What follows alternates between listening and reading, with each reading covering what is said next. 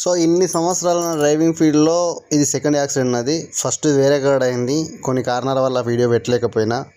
గిట్టెట్లయిందని అంటే నేను అక్కడ నుంచి వస్తున్నా రెండో ట్రిప్ ఉమ్మరిచ్చి నేను అక్కడ నుంచి వస్తున్నా, లోపలికి ఎంట్రీ అవుతున్నాయి రౌండ్ బోర్డులకు. నా తోవలు నేను వచ్చిన సార్ రైట్ సైడ్ నుంచి వచ్చిండు, మొత్తం రైట్ సైడ్ నుంచి తెల్లకారు పోయే కాంచెలు ఎక్కువ బండ్లు వచ్చేసరికి ఒక్కటే మొక్కన ఎడమ బందుకు గుంజుడు బండి. ఎడమ బందుకు గుంజంగానే వెనక దాకి నా బండికి ముంగడికి వచ్చింది. సట్టుమని బ్రేక్ కొట్టిన, అయినా బండి ఆగలేదు.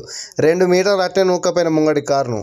అసలు ఏం జరిగిందో అర్థం కాలేదు 2 సెకండ్లల్లో. సట్మన్ హ్యాండ్ బ్రేక్ వేసి కిందికి దిగిన. ఆ డ్రైవింగ్ సీట్ కార్ కట్పక్క ఉండుట్లా సార్ ఇంట్లోకి ఇటుపక్క నుంచి దిగిండు.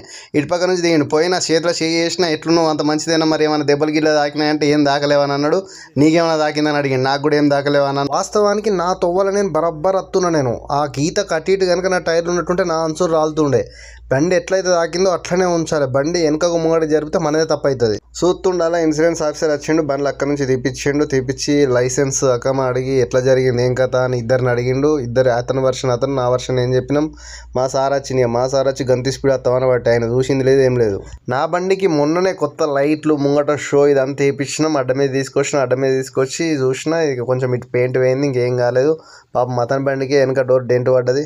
అదే మనూళ్ళు ఇట్లా యాక్సిడెంట్ అయింది అనుకో, ఫస్ట్ లారీ డ్రైవర్ కానీ కుక్కను కొడతారు, తర్వాత ముచ్చట తర్వాత. కానీ ఇక్కడ అట్లా కాదు. ఇక్కడ ఇన్సూరెన్స్ ఆఫీసర్ వచ్చేసి ఇద్దరిని అడుగుతాడు.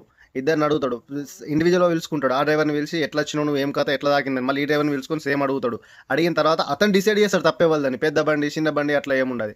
ఇక్కడ ఆ రూల్స్ వల్లనే 2 సార్లు యాక్సిడెంట్ అయినా కానీ నా తప్పు లేదు, అవతల వాళ్ళదే తప్పైంది. అది